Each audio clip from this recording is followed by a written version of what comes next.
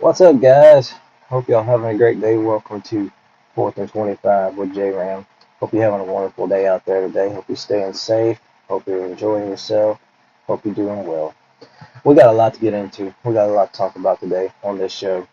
All right, so we're going to go ahead and get some bad stuff out of the way. We don't like talking about this, but unfortunately, it is the nature of the sport of football. Coaches get fired. It's just how it goes. All right, so we had two jobs already come open, and we're not even through September yet. All right, Virginia Tech has officially come open. Brent Pry has been fired following the program's first 0-3 start since 1987. That was the year I was born, by the way. He leaves behind a 16-24 record through basically 4 years. This is their first 0-3 start since Frank Beamer's first year, 1987. They've looked terrible. They rebounded to go to a bowl game last year, and then they got beat in that bowl game. This year, they've looked terrible. They did fight South Carolina somewhat, but they fell pretty hard. And then that Old Dominion performance was just absolutely atrocious. They lost the game 45-26. They were down 28 nothing at halftime. I mean, come on. I mean, it's Virginia Tech.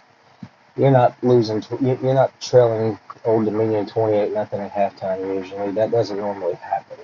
So, very very bad performance, and that kind of was the final nail in the coffin. So, Virginia Tech moving on from Brent Pry. I think this is a good job. I don't know how high of a job, because some say Virginia is a better job, which is crazy, but in my opinion, but it could be. So, Brent Pry is out at Virginia Tech. All right, the other one, another one, not fun talking about. UCLA moves on. Deshaun Foster has been fired. He goes 5-10 in a brief stint and loses two straight games to Mountain West teams. The UNLV loss, I wasn't too shocked because UNLV is pretty good, but a 35-10 loss to New Mexico this past Friday was the final nail in the straw for nailing his coffin for this job. Assistant Tim Skipper will finish the year for UCLA. I did not put. I'm not sure who's finishing for Virginia Tech, but it's somebody on staff. But Deshaun Foster program looked like a mess. They had some bright spots to finish last season, but this year they've looked terrible. And that's adding Nico Amalega to the offense. But UCLA is open too. So two jobs have already come open, Virginia Tech and UCLA. We have no fun talking about this, but it's just unfortunately the nature of what we deal with. Okay, I want to do a couple of shout outs before we get into our usual weekend recaps. Shout out to this young man, Ty Keys, out of Poplarville, Mississippi, here in my home state. This cat went off Friday night in their game against Hancock. They run for 18 carries for 506 yards, 8 touchdowns, in a 60-54 win. That is insane. They almost lost the game, and the cat run for 506 yards and 8 touchdowns. He is a 4-star prospect in the class of 2027. But what a performance by this young man from Poplarville down in South Mississippi. Had a great game. 506 yards, 8 touchdowns. I guess Hancock's defense just could not tackle him. Awesome job. All right. One more shout out. Congratulations to Iowa coach Kirk Burnett.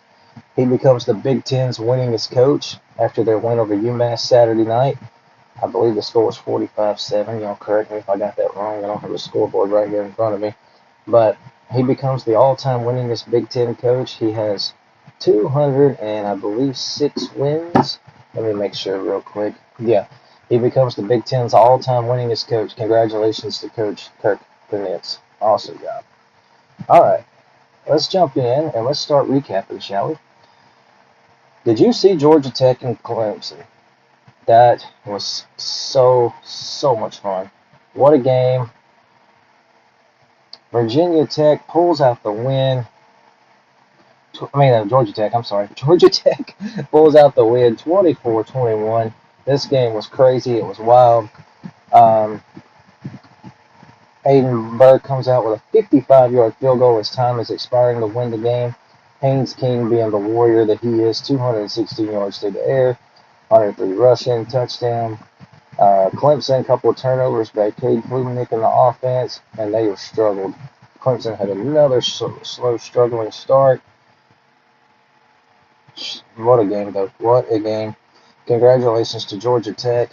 Brent Key, 7-1 record against ACC opponents that are ranked. He's got something good going there, yo. He's got something good going there. I like what he's got going in Atlanta. Yeah, there it is. Okay. Yeah. Haynes King, good game. Great win for Georgia Tech. They're in the top 25. ACC, if you're not taking notice of Georgia Tech, you might want to start taking notice of these boys. They're a gritty, tough bunch. Good running game, good defense.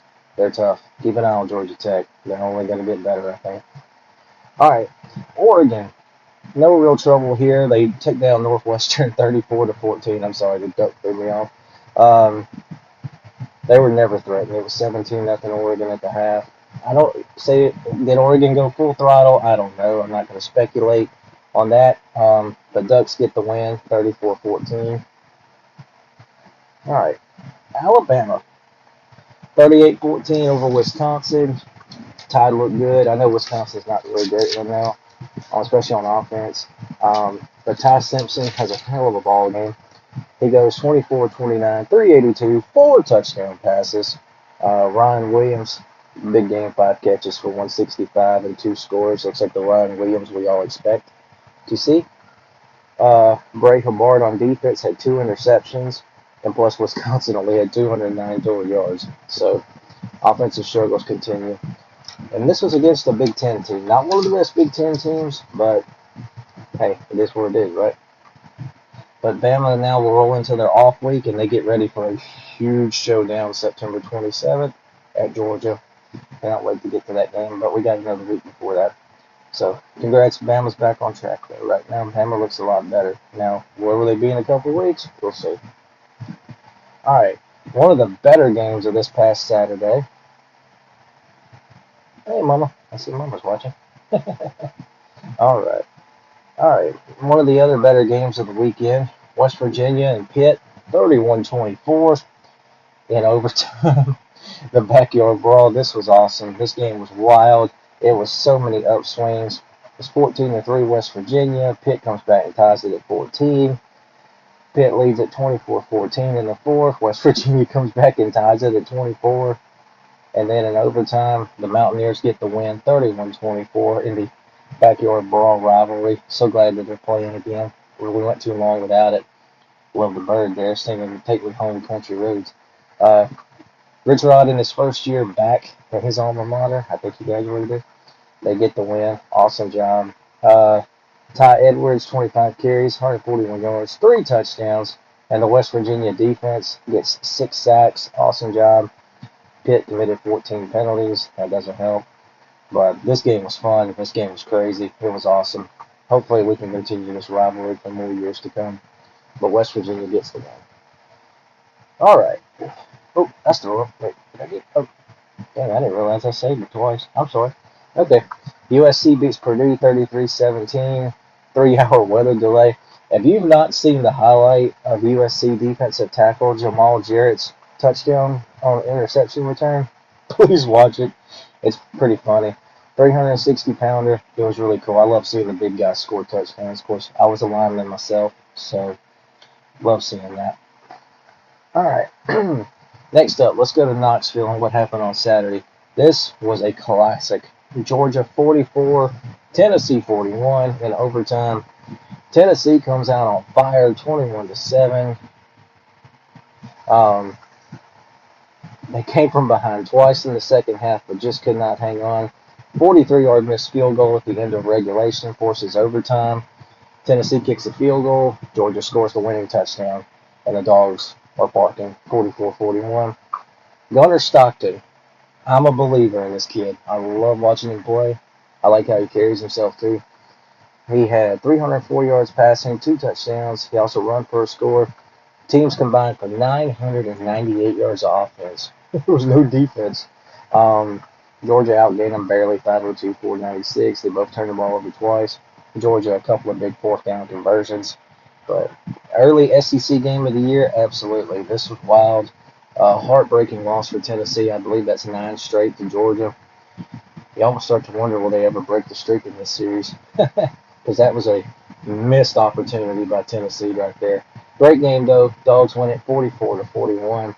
But I still feel good about Tennessee. I know a loss is not good, but Tennessee's a lot better where I thought they would be this season at this point. They're a fighting bunch. That's for dang sure. Hey, okay, got a couple of viewers talking. Hello. All right. Oh, that's my name. Hello. All right. Anyway, Georgia wins it 44-41. Okay. Another game I will make a quick note of. I did not get the graphic, but Iowa State struggles 24-16 at Arkansas State, but they do get the win. 452 to 382 in yardage. Iowa State 5 of 11 on third down. Close game, but the Cyclones hung on, but they might have been due kind of a letdown game just a little bit. All right, next up. Miami rolls over South Florida, 49-12. South Florida gets a little bit of a humble pie, welcome back to reality kind of feel. Carson Beck throws for 340, 3 touchdowns. Fletcher runs for 120 and a couple of scores. Miami 576 yards of offense. Defense kind of limits USF to 332 in total yards, a couple of turnovers. But Miami looks good. It's a good-looking football team. But not going to bury South Florida. They got a couple of good wins to start the year. I mean, look, they were kind of in a bad spot, I think, for this game. But it is what it is. Miami gets the victory. Next up. Boy, was this one wild. And it made my blood pressure go up. Ole Miss gets the win over Arkansas. Another classic. Would you expect any less between these two? Ole Miss 41, Arkansas 35. If you've not seen who Trinidad Chambliss is, take notice. This young man went off in his debut. 353 yards, a touchdown pass, 62 rushing yards, 2 more scores. Totals out to 415 yards, 3 touchdowns. Arkansas actually outgained Ole Miss in this game, 526-481. But the miscues hurt the Pigs. 2 missed field goals. Late turnover was all it took, and the Rebels get the win. Little concerned about Ole Miss on defense, though. They got to get better. I do think the offensive line played a lot better in this game, but I'm concerned about the defense. Got to. And look, defensive regression, I expected that because of all the stars that we lost, that the Rebels lost. But they got some work to do. Big game coming up this Saturday. More on that later. But the Rebels get the win here. They go to 3-0, 2-0 in the SEC. All right, next up, let's head to Baton Rouge. LSU, Florida. LSU gets the win 20-10. Brian Kelly going off on that reporter post-game was pretty hilarious. But I can understand his frustration. LSU did what they had to do to win the football game, and they got it done. LSU defense shines, 3 sacks, 5 turnovers, all interceptions. Davion Keys and Whit Weeks, 26 combined tackles. Those two are machines on defense. Garrett Nussmeier still 220 and a touchdown pass. Nothing flashy, but they got it done. They found a way to win. LSU wins at 20-10. DJ Lagway with 5 interceptions.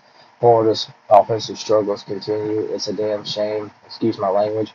It is a damn shame that Florida's defense is being wasted like this because they gave up, I think, 2 offensive touchdowns in 3 games, but their offense is not helping them. But anyway, LSU gets the big win here. They get their first SEC win. Tigers roll on. Okay, next up, we got a couple more games we're going to talk about real quick. Did you see Texas A&M and Notre Dame? Holy cow, this was another classic. A&M wins it 41-40. Notre Dame, a botch snap on the extra point was all it took. This is Texas A&M's first road win over a ranked team since 2014, y'all. That's 11 years ago, guys. Notre Dame scored with 2:53 left, but the botched extra point would haunt them. Oh, excuse me. Marcel Reed, 360 yards, 2 touchdowns through the air. Mario Craver, 7 catches for 207 and a touchdown. Texas A&M scored, I believe, with just a few seconds left to win the game, too. That was wild. What a game. The road team won both games in this home and home. Now that I just sit here and kind of think about that. But this game was awesome. It was fun. A&M gets the win. Biggest win of Mike Elko's career, in my opinion, so far at A&M. But great win. All right, next up. Finally, let's go to Columbia. Andrew, I'm sorry to talk about this, but Vanderbilt gets the win 31-7 over South Carolina. Lenore Sellers leaves with an injury. Not exactly sure what the injury was, but he never came back, and the offense just was not the same. Vandy finally snaps a 16-game losing streak to South Carolina. First 3-0 start for the Commodores since 2017. 3-0, 1-0 in the SEC. South Carolina's offense was just really nothing without Sellers. Diego Pavia, 177 yards, 2 scores. South Carolina turned the ball over 4 times, 4-12 on third down. Just a lot of struggles, and Vandy just took it to him. Big win for the Commodores. I can't believe what I'm about to say, because I never thought I would say this about Vanderbilt, but it is what it is. Vanderbilt is SEC built. I have been so surprised looking at Vandy at the physicality of how they are in the trenches. Guys, Vanderbilt's built like an SEC team, finally. It's going to be interesting to see. Now, they got Georgia State coming up and Utah State the next 2 weeks. So they should be 5-0 when they go to Bama. That'll be very worth making note of. All right. Kind of an off-the-radar game for some, but there was storylines here. This was still a fun game. Tulane 34, Duke 27. Jake Retzlaff shines for the Green Wave. He throws for 245, runs for 111 yards, and 4 rushing touchdowns for Tulane. Defense gets 5 sacks. And by the way, this is Jake's second 100-yard rushing game in 3 starts. Tulane's at Ole Miss Saturday, and trust me, as an Ole Miss fan, I am very nervous about this game big time. It's a really good football team in the G5 right there. Tulane looks really, really good. All right, final game of the night. Let's give a shout out. We'll talk. Oh, I got 2. I'm sorry, 2. Cal. I talked about this game last week because I thought this was a sneaky good game. Cal beats Minnesota 27-14. Cal quarterback Jaron Sagapalooly. I'm sorry if I butcher his name, y'all. He throws for 279, 3 touchdowns, 780 yards passing, and 6 touchdowns so far in the season for him. Cal looks good. They're 3-0. ACC play coming up. They got a trip to BC. Maybe Cal's a little better than we think. We'll see. And then finally, I made note of this game. I wanted to because this poor program needed something to celebrate. Shout out to Stanford. They beat Boston College 30-20 in ACC play. Stanford run the football. They ran the ball. 213-56 on the rushing yard advantage. They also got 3 turnovers. Stanford gets an ACC win. I think they won 2 ACC games last year. Syracuse and Louisville, I think. But anyway, they get a conference win. They needed something to celebrate. So shout out to Stanford. It's crazy to think the worst program in California right now at the power level is UCLA. Never thought I'd say that. But anyway, congrats to Stanford. Big win. All right. So next up, we're going to do our NFL recap, but before we do that, I'm going to take a quick break, and we shall be right back. It's on time, you can get to work by 9 and start your slaving job to get your pay. If you ever get annoyed, look at me, I'm self-employed. I love to work at nothing all day, and we've been taking care of business every day. Taking care of business every way. We've been taking care of business. It's all mine. Taking care of business, and I've been working overtime. Work out. Alrighty, guys, welcome back to 4th and 25. Getting some water real quick. Alright, so we recapped the college weekend. Now, let's do a recap of the weekend in the NFL for week 2. Thursday night, Packers beat the Commanders 27-18. Jordan Love, 292, couple of scores. Tucker Kraft, 6 catches, 124. He had a score. Packers get 4 sacks, hold Jaden Daniels and the Commanders to 230 yards. Folks, I don't see a flaw with Green Bay. The Packers look good. This is a good-looking football team after a couple weeks.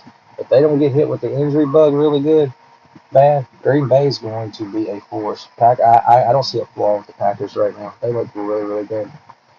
49ers beat the Saints 26-21. Mac Jones starts because Brock Purdy's injured. He throws for 279, 3 touchdowns. Nick Bosa, 9 tackles, a sack. Saints had a couple of miscues, 7 penalties, 4 of 11 on third down, 3 sacks per team.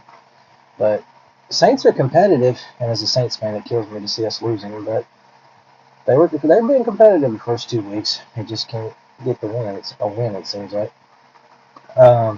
Rams beat the Titans 33-19. This game was never really in any doubt. Matthew Stafford, 298, 2 scores. Devontae Adams, great game, 6 catches, 106, touchdown. The defense, the Rams, one of the best in the league, 5 sacks, 2 by Byron Young. Rams outgained the Titans 439 to 252. Not much of a threat there. Rams go to 2-0. They're at Philly this coming Sunday. That ought to be good. Bengals beat the Jags 31-27. Unfortunately, Joe Burrow is injured and looks like he's out for a few months. But Jake Browning comes in, goes for 241 and 2 touchdowns. He did throw 3 interceptions, something to be concerned about. But he also showed that he can play. Jamar Chase, 14 catches, 165 and a touchdown. The Bengals actually turned the ball over more than Jacksonville, but they got the win. Bengals move to 2-0, but it's going to be very difficult to keep this momentum for them going without Joe Burrow, I'm afraid. All right, next up. Ravens beat the Browns 41-17. Lamar Jackson goes for 225 and throws 4 touchdowns. Cleveland turned the ball over twice. Cleveland run defense is the best in the NFL, but that's about all they've got for them right now. But Ravens bounce back with a big win. Bills beat the Jets 30-10. Josh Allen, despite a broke nose, pops it back into place and continues on. Throws for 148, runs for 54. James Cook of the Bills, though, what a game for this running back. 21 carries, 132 yards, 2 touchdowns. Jets. The Jets are just bad. 0 for 11 on third down, 154 total yards. Justin Fields is out. I think he has a concussion. Buffalo had 4 sacks, and the Bills had 25 first downs to the Jets 11. Whew. But the Bills rolled to 2-0. They got Miami Thursday night. Should be 3-0. We'll get on that in a little bit. Patriots beat the Dolphins 33-27. Drake May 232 scores. Pat's got 5 sacks. 22 combined penalties in this game. Good lord. Dolphins more competitive, but still 0-2. And a thriller, Cowboys beat the Giants 40-37. That game went to overtime. Dallas now has 9 straight wins over the Giants. That is the longest winning streak in the division in the NFL. Brandon Aubrey, special teams guy, field goal 4-4, long of 64, one of the best kickers in the league, maybe the best, depending on who you ask. Russell Wilson throws for 450, 3 touchdowns, but a late interception dooms them. One mistake by Russell Wilson and it cost the team. Dak goes for 361 and 2 scores. CeeDee Lamb 112 yards receiving also. So Cowboys get back in the win column. Took overtime to do it, but they got it done. Lions steamrolled the Bears 52-21. Jared Goff throws for 334, 5 touchdowns. Amani St. Brown 9 catches for 115, 3 touchdowns. Lions 4 sacks on defense, 2 turnovers. Bears 8 penalties. Coach Johnson, who used to coach for the Lions, now he's the Bears head coach. He was the Lions OC, I believe. Comes back to Detroit and has a day to forget. 52-21, though, Lions roll. Impressive one here. Seattle goes on the road to Pittsburgh and spoils Aaron Rodgers' home debut with the Steelers. 31-17. Great job. Sam Darnold throws for 295, a couple of scores.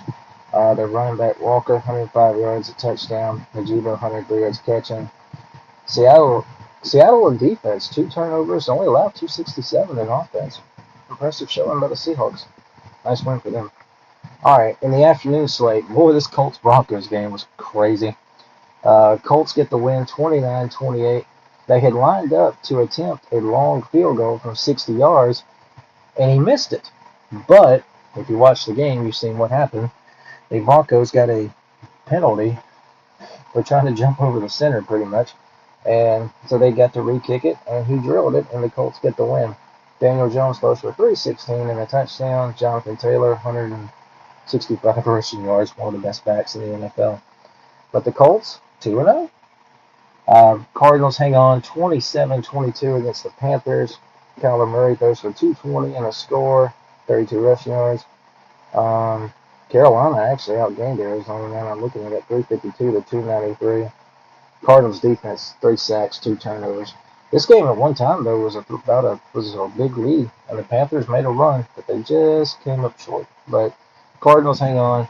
They're 2-0. They're at San Francisco this coming weekend. All right, probably the biggest game of the weekend.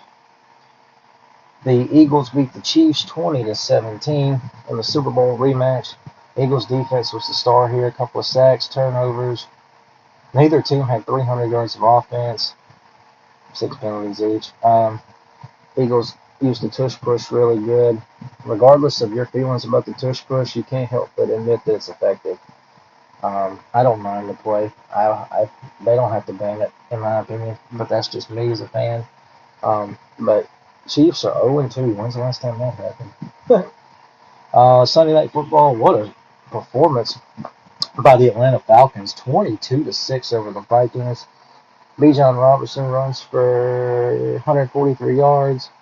Atlanta had 218 rushing as a team. Defense for the Falcons was phenomenal. 6 sacks, 4 turnovers, only allowed 198 total yards. Minnesota 4 of 11 on third down, 8 penalties. And J.J. McCarthy is unfortunately hurt again, so he's going to be out for a little bit. All right, Monday night, the Monday night doubleheader. Bucs and Texans. This was fun. Bucs get the win, 20-19. Baker Mayfield, clutch as always. 215, 2 scores, 33 rushing yards. Bucs had 3 sacks. A lot of punts in this game. I just realized it says there was 10 punts, which is crazy. But Bucs get the win, 20-19. They score the winning touchdown with just a few seconds to go. All right. Finally, Chargers beat the Raiders, 20-9. Justin Herbert, another great game for LA. He throws for 242, 2 scores, also run for 31. Chargers linebacker Deion Hindley, 10 tackles, a solo, a sack, 2 tackles for loss. I think he had an interception too. Chargers forced 4 turnovers, got 3 sacks, only allowed 218 in total offense. Star linebacker Khalil Mack did leave this game because of injury. Hopefully he won't be out super long for the Chargers. All right. So, that is a wrap on the weekend recap part of the show. We're going to do our players of the week real quick. Let's go back to the college. Let me find them. Alright, so here we go. Offensive players of the week in college football. I'm going to go Kareem Morton of Texas Tech. He throws for 464, 4 touchdowns, and a pick. And the Red Raiders win over Oregon State. Probably the best performance of the weekend, Amon Hardy, Missouri running back against UL Lafayette. He goes off for 250 and 3 scores. Mario Craver of Texas A&M, 7 catches, 207 and a touchdown. And from the G5, shout out to E.J. Mason of Charlotte. I hope I said his name right. He goes for 228, 2 touchdowns on 10 catches. Nice performance by that young man. All right, defense. Let me find my defensive players of the week because I can't find them. Here we go. Okay.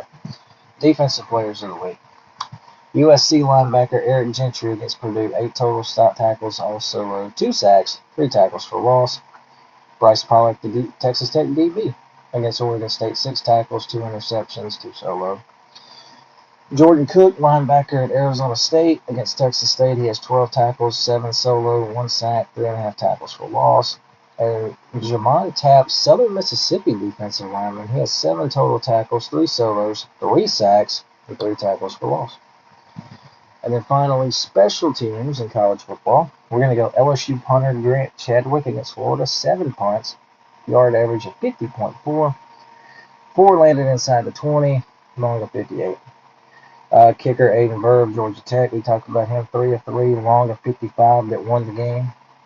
Punt returner Caden Wittgen of Iowa, 4 returns. He had a 95-yard touchdown.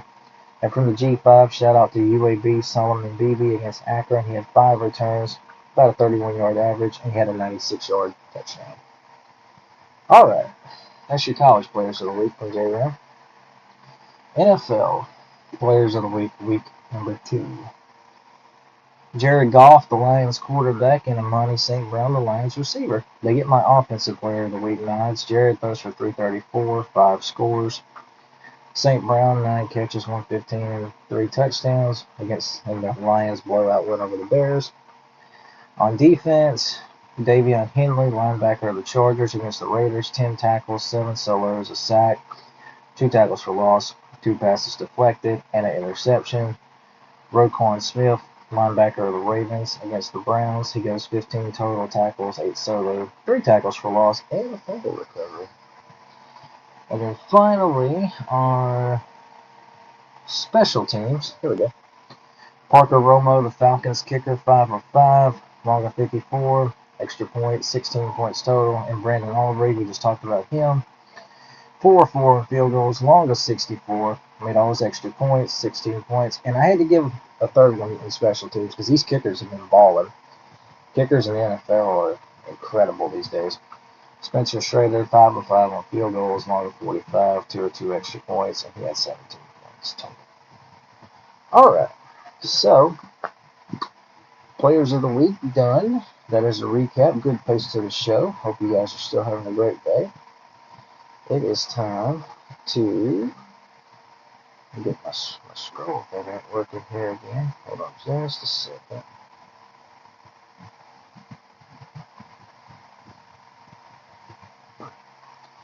Here we go again with these technical problems. Let's see something.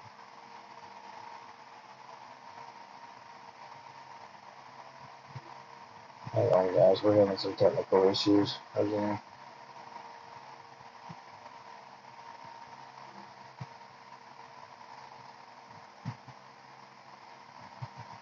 Alright, hold on just a second.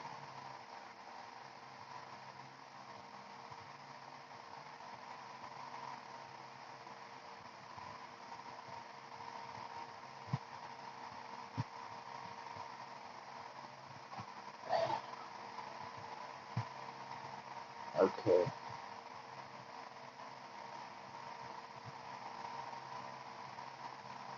Okay, for some reason I can't scroll. Alright, I knew I should have. Okay, for some reason I'm having a technical issue here. Hold on. Just a second. Alright, I'll tell you what we're gonna do. Y'all bear with me here.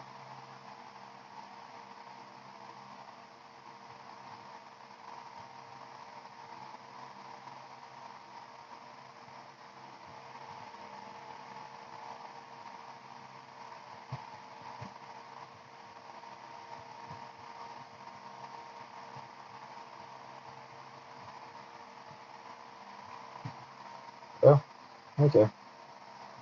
Guys, we're having some technical problems, but alright, we're gonna continue on. That's fine. Alright, it's time to jump into some predictions for this coming weekend. Friday night, we got Rutgers at Iowa. This is a Fox kickoff, 8 p.m. Eastern, 7 p.m. Central Time, where I am. Should be a low-scoring game here in this Big Ten clash. Time of possession was a stat that really jumped out to me when I was looking at this game. Rutgers is keeping the ball for about 35 minutes and 39 seconds a game. Iowa 33 minutes 16 seconds. Iowa's defense allowing 10 points a game, 178 yards, 120 passing yards. Stopping the run really good. Now, say what you want. Look, they lost to Iowa State, but they have played what were the other games? Albany and UMass. So can't really take much from there. But Rutgers, Miami, Ohio, Norfolk State, and then the opener where they nearly lost against Ohio. I think this is going to be a very low-scoring game Friday night, but I'm very, very excited to see where it goes. This is an upset pick. Iowa's a 2.5-point favorite, but I like the position here. I'm going to take Rutgers. I think Rutgers wins this football game.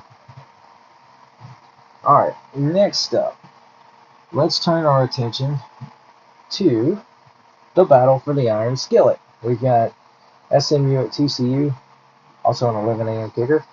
TCU's a 6.5-point favorite. TCU's offense right now, 515 a game, 45 points. They're averaging about roughly 322.5 passing yards.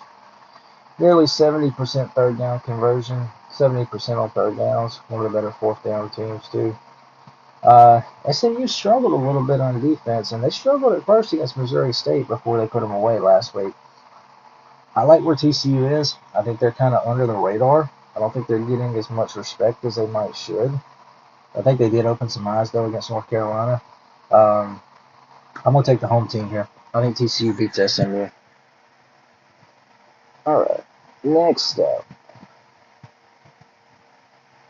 Oh, this is frustrating, man. I am so sorry, guys. All right, next up, we're going to do Texas Tech and Utah. Huge game, 11 a.m. kickoff on Fox on Saturday. It's 10 a.m. Mountain Time, so probably the earliest start time in the history of Utah football, if I had to guess, as far as at home. All right, so Devin Dampier has been a huge addition to Utah's offense. 45.7 points a game. They're averaging 514 a game offensively. 290 rushing.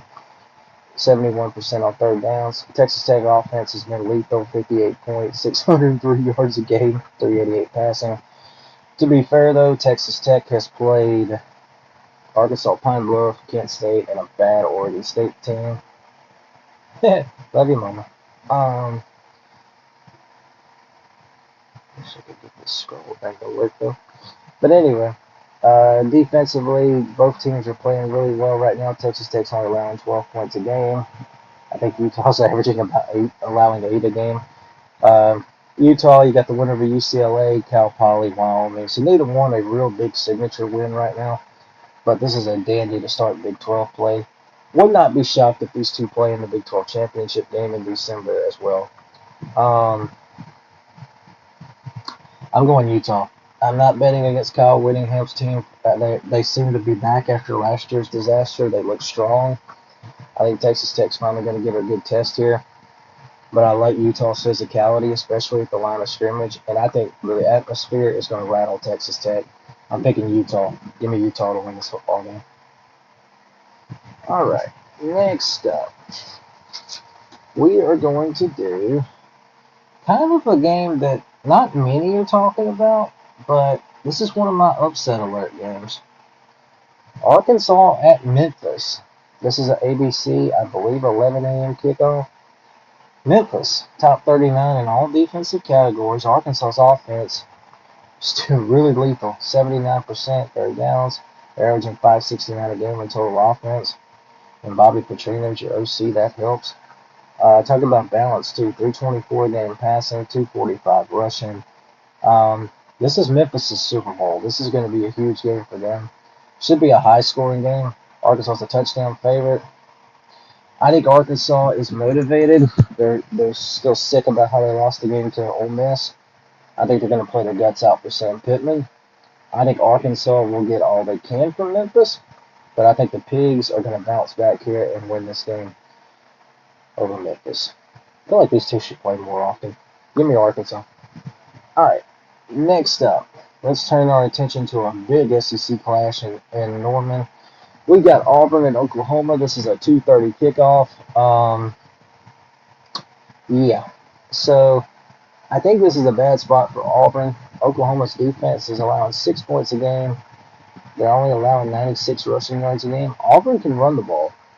They are running for 242 yards a game right now. But they're 85th in pass defense. Oklahoma is throwing for 316 a game. Auburn doesn't have the vertical downfield passing game that Oklahoma has, and I'm afraid that's going to haunt Auburn here. A lot of their throws are short, underneath, nothing past 10 yards, and I think that could be trouble. So I'm going to take Oklahoma to win this football game. I think Oklahoma beats Auburn. All right, next up. This is frustrating, man. I apologize, you guys. All right, Michigan at Nebraska. This is a big one. This should be fun. CBS, 2:30 at Lincoln. Crowd is going to be insane for this game, I got a feeling. Nebraska's offense is really, really good right now. Dylan Raiola is one of the best in the country, averaging 49 points a game, 545 offense, 366 passing. But let's pump the brakes. Cincinnati's not a bad game, but you've also got Akron and Houston Christian as far as competition, so that's not a lot to take from. Their defense, 8 points a game, 202 yards. Michigan, 243 yards a game rushing, 37 points a game. Defense is only allowing 14.8. I know they beat up Central Michigan last week. They have lost to Oklahoma, and I forgot who they played in the opener. Can Nebraska stop the run? If that run defense, which, like I say, is only allowing 136 a game, if they can slow Michigan down, they got a shot. But I think they do. I love this. I love this position for Nebraska. They look good. I think they're going to make a statement here. I think Nebraska wins this football game and knocks Michigan down to 2 losses. Give me Nebraska over Michigan. All right. Next up, let's go over to. I almost didn't want to talk about this game, to be honest with you guys, but I feel like, you know what, just because of the names, I better do it. Miami is at Florida. This is a 6:30 kickoff. Miami's a 7.5 point favorite. Both in the top 30 in total defense and top 23 in run defense. In-state rivalry. Florida's wounded. What can they do? Offense has been terrible. Defense has carried them. DJ Lagway desperately needs a bounce-back game to get some confidence. I don't like this position for him because Miami's playing so good right now. I'm going to take Miami to win the football game. I just feel at home, I think they're I think they're going to win, and I think they're going to win fairly comfortably. All right. Give me just a second.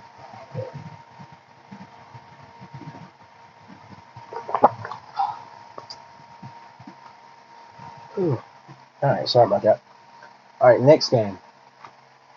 This one is another interesting one. Yeah, here we go.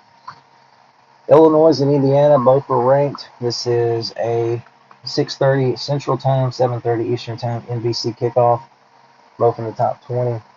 Talking about some offense. Indiana 52 points, 592 yards a game. Illinois is averaging 45 a game, about 405. Of course, Indiana's played 3 trash cans pretty much. I mean, come on. I mean, look, Old Dominion, Kennesaw State, Indiana State. So, but you know, Coach Cignetti thinks they play tough teams. Illinois' defense, 7 points a game allowed. Indiana 7.7. Both really good statistics. Illinois at least has a win over Duke, but Indiana really hasn't been tested, to be honest with you. I think they're going to get tested here, but I like them at home. I still think they're a good football team, but it's just glad to see them playing some decent competition now. Give me Indiana in a high-scoring game, but I think they win the football game. I'm going to take Indiana to win this football game over Illinois. All right, next up. In the Big 12, Arizona State at Baylor. Where did they? I just lost it. Arizona State, Baylor. Oh, there it is. All right, Baylor, Arizona State. This is a huge game in the Big 12 that'll affect the standings. Talking about 2 different offensive identities. Baylor is averaging 368 a game passing, 517 total. Arizona State, more of a run team, 232 yards a game, 408 total. Defensive struggles. Baylor's only allowing 188 yards a game rushing, which is 115th in the country. Like we said, Arizona State's averaging 232 on the ground. And Arizona State is allowing 235 a game through the air, and Baylor's the pass team, 368 yards a game. Ooh. Who can make that stop? Who can make that turnover? I think the atmosphere in Waco is going to be really good for this one. I think Baylor's for real, and I think Baylor wins. Give me Baylor, who's a 2-point favorite, by the way. And I don't know if I mentioned this, but Indiana's a 4.5 point favorite on Illinois.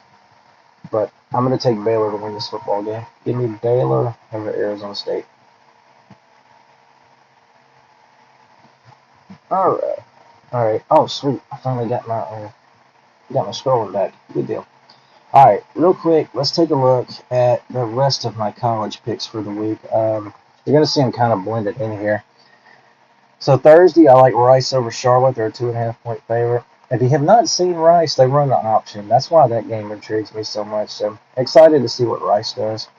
Friday, as you've seen, I got Rutgers upset in Iowa. TCU over SMU, Utah over Texas Tech. I'm taking Arkansas over Memphis. Upset alert though. Oklahoma over Auburn. I like Ole Miss over Tulane. Even though I'm gonna say it again. Upset alert. The Rebels better be careful. UCF over North Carolina. I think they get a big win there. I like Nebraska to beat Michigan. I like NC State over Duke. I'm a little surprised Duke was favored. I'm going to take Missouri over South Carolina in the Columbia Bowl, especially if Sellers can't play. Give me Miami over Florida, Indiana over Illinois, and I like Baylor over Arizona State. And then one more game. This is an upset special. BYU is a 6 point favorite at home, but I'm going to take East Carolina to beat them in that ball game. All right, so let me do a couple of things real quick, and we're going to take our next break. I guess maybe I had too many images up or something. But anyway, all right, guys, we're going to take a quick commercial break, or take a quick break, and then we'll come back and we'll do NFL picks.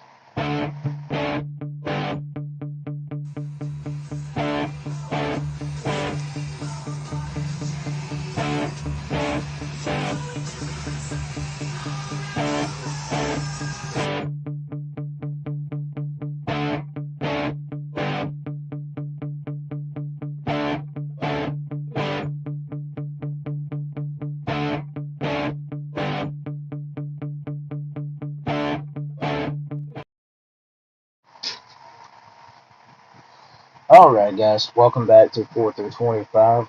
Let's jump into our next segment. We are going to do our NFL predictions for week number 3. Here we go. Thursday night, I like the Buffalo Bills over the Miami Dolphins. That game could get ugly. I hope Josh Allen protects that nose. But give me the Bills. On the Sunday slate, as you see, I've got the Packers beating the Browns. I got the Colts taking down the Titans. The Bengals and Vikings game, backup quarterbacks against backup quarterback. I think the Bengals have a better offense, and I think they'll find a way to make enough plays. The Vikings play great defense, but I'm going to take the Bengals at home on the road. I like the Patriots over the Steelers. You see it right there. I'm taking the Rams to beat the Eagles in this showdown of NFC heavyweights. This should be a low-scoring defensive game, but if the Rams would find enough plays and offense, the Eagles could be in trouble. But I'm taking the Rams. Bucks over the Jets, no surprise. I'm taking the Raiders over the Commanders, only because of Jaden Daniels' iffiness, because he is banged up in his knee. So he may not play this week. I'm not sure where that's going to go. But I'm going to take the Raiders. That's probably a laughable pick, but I don't care. Falcons over the Panthers. I like Houston over Jacksonville. I'm going to take the Chargers to beat the Broncos to go to 3-0, and also 3-0 against their division. Remember, they've already beat the Chiefs and the Raiders. I'm going to take Seattle to beat New Orleans, as much as that pains my soul to say. I'm going to say the 49ers go to 3-0 against the Cardinals. And on Sunday night, I'm going to take the Chiefs to finally get their first win beating the Giants. Who would have thought a battle of 0-2s? And then a great Monday night game in Baltimore. I'm going to take the Ravens to win a shootout against the Lions. I think that's going to be a fun game to watch. All right, so that's that. So we've touched on predictions. We broke down the week. We gave our shout-outs. We're fixing to put a wrap on this show for the weekend. I don't normally talk about this kind of stuff, but I'm going to close with this since we've done everything else for the show today. Last week, I was on here live when the tragedy happened in Utah, and the shooting, of course, in Colorado, too, at the school that didn't get a lot of talk about. I don't normally jump out of the sports world and talk about something else, especially like this. But first off, my thoughts and prayers to that school in Colorado and that community. My prayers with them. And then, of course, Charlie Kirk's family. I can't imagine what they're going through. But my message is this, guys. what are we doing? Political violence should never happen. Why? A man was murdered in front of his family, in front of everybody, people, because of a difference of opinion. I mean, you shouldn't murder them really to begin with, but for a difference of opinion, just because you didn't like what he said or you don't agree with him, you took the man's life. The killer, thankfully, they got him. But political violence has no place in this world or this society. What is going on, folks? Why can't we just agree to disagree? I've got friends who I don't agree with them on several things, but they're still my friend. We're all human. Just because we have, just because we have a difference of opinion, you're shooting people? What are we doing? Love each other and respect each other. Respect each other, man. Don't be. Ugh. I don't. There's words that are coming through my head, but I'm not gonna say them here on the air. But that's why we do shows like this, to help kind of take our minds a little bit away from the dark, cold world that we face sometimes. There's a lot of evil out there that needs to be removed, and all this division, it's got to be stopped. I would be just as angry about what happened to Charlie Kirk if it was even to people on the other side of the spectrum, you know? Not gonna share my political views and stuff on here, but like I say, regardless of whose side you're on or what you vote, you don't deserve to have your life taken just because you have a difference of opinion. It's a sad world right now, and our country's hurting because of it, but we got to unite. We got to come together in some way or form, and thankfully, sports is one way we can do it. Alright, so that's the end of the show. Great pace. I probably went a little quicker than I was thinking, but again, keeping it under an hour. Very proud of that. Thank y'all to those of you who tuned in to watch. Let's put a wrap on this and get my Bible verse up real quick. There we go. Next week's show, we'll do Week 4 college recap, Week 3 NFL recap, and then we'll predict the games for the following week like we always do. And if there's any news or notes or something newsworthy that I might discuss, like what happened with the two coaches getting fired this week. And we'll be back next week. Regular day, regular time. So we close this show out with a Bible verse every week. Today it's going to be Romans 12, verse number 2. And be not conformed to this world, but be ye transformed by the renewing of your mind, that ye may prove what is that good and acceptable and perfect will of God. Amen. Thank you guys so much, and appreciate y'all. Looks like I got one more comment. Oh, okay. Thank you guys so much. I appreciate you guys watching me.